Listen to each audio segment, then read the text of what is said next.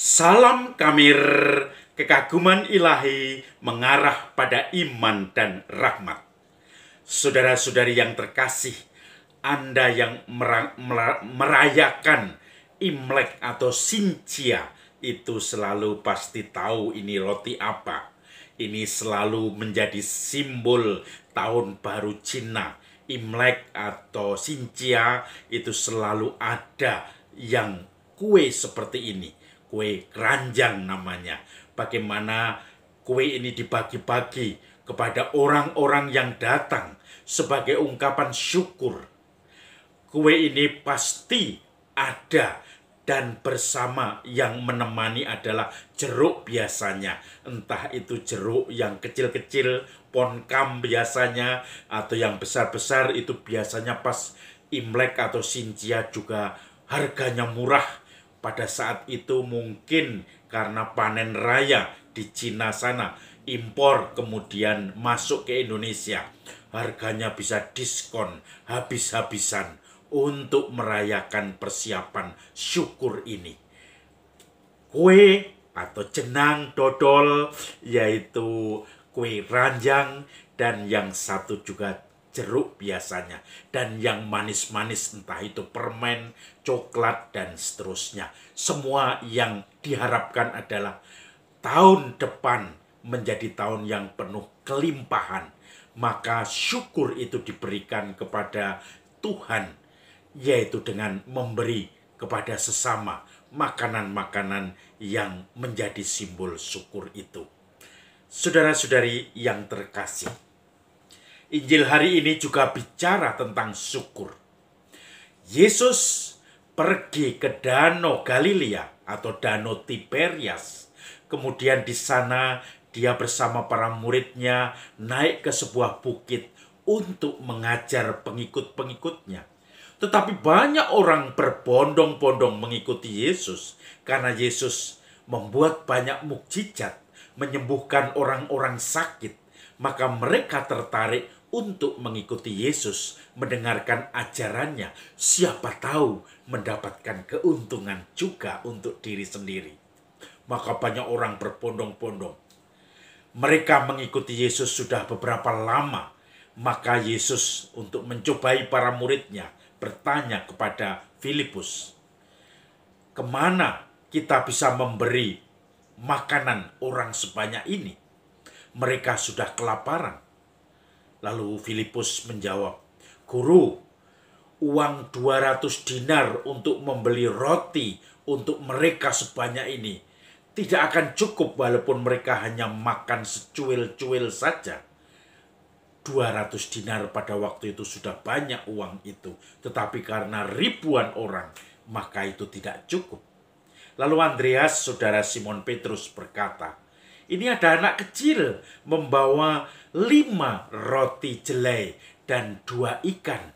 Tapi untuk apa fungsinya bagi banyak orang sebanyak ini? Lalu Yesus mengatakan, mana 5 roti dan 2 ikan ini?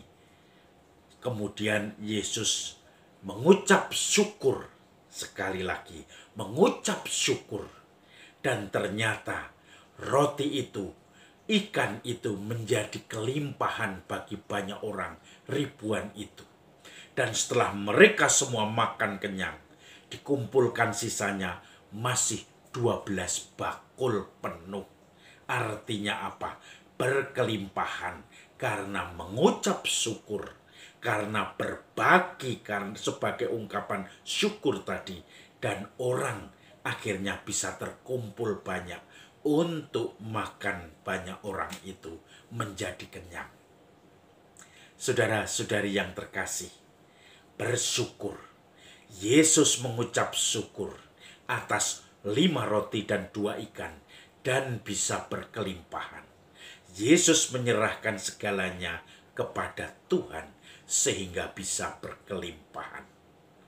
Saya teringat suatu tradisi-tradisi lokal, kearifan lokal untuk kelompok ibu-ibu Jawa yang tradisional dulu. Saya masih mendengar sharing-sharing dari Romo, kebiasaan berbagi dari keluarganya.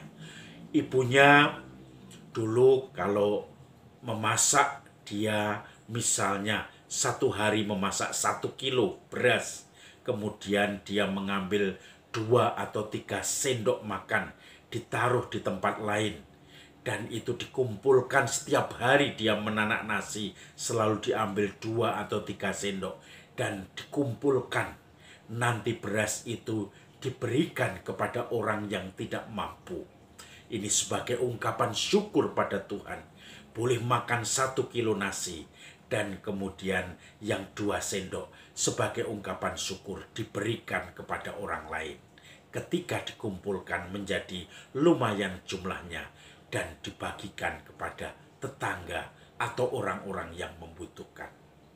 Atau ada orang yang juga bercerita, seorang ibu yang kalau memasak itu biasanya misalnya keluarganya 5 orang, dia memasak sampai 7 orang.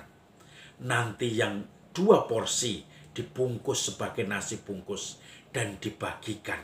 Entah ada orang peminta-minta yang lewat depan rumah, atau kalau tidak ada sambil keluar belanja atau kemana, diberikan kepada orang yang membutuhkan. Entah itu orang-orang yang memulung di sampah, entah orang-orang yang pokoknya membutuhkan, yang belum sempat makan siang atau makan malam ketika itu disajikan siang atau malam. Itu sebagai ungkapan syukur. Syukur supaya apa yang sudah diberikan Tuhan itu kemudian melimpah kepada orang-orang di sekitarnya. Kalau kita menunggu kelimpahan-kelimpahan baru kita bersyukur dengan berbagi, itu namanya tidak pernah bersyukur kita, karena merasa tidak cukup, tidak cukup, tidak cukup. Tetapi berapapun Tuhan berikan, kita syukuri, kita berbagi, maka itu akan berkelimpahan. Dan ketika itu terjadi, banyak orang bersyukur, banyak orang berbagi sebagai ungkapan syukur, maka akan kelimpahan dan cukup untuk semakin banyak orang. Maka saudara-saudari yang terkasih, mukjizat Tuhan diawali dengan syukur. Kita bersyukur dengan memberikan sebagian dari apa yang kita punyai yang diberikan Tuhan untuk dibagikan kepada orang-orang yang membutuhkan di sekitar kita. Disitulah mukjizat kelimpahan 5 roti jelai dan 2 ikan akan menjadi makanan penuh, mengenyangkan, dan sisa 12 bakul penuh. Salam Kamir, kekaguman ilahi mengarah pada iman dan rahmat.